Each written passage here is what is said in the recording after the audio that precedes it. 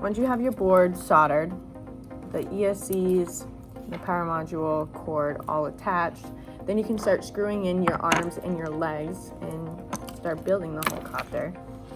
The easiest way to do this, put your board upside down, put the arm upside down where the fin is facing up, put the ESCs in between the two prongs, I guess.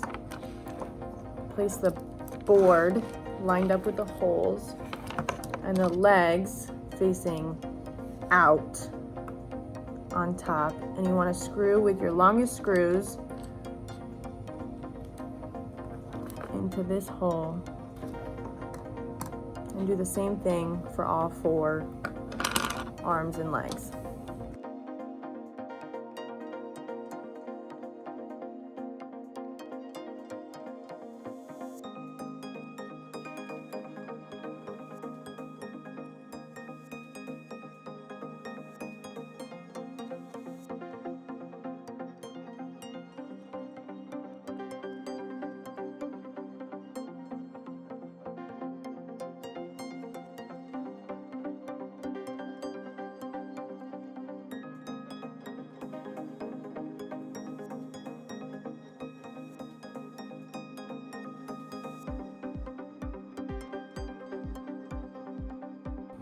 Once you have the legs and the arms all screwed in, now it's time to flip it over, and you can mess around with the ESCs.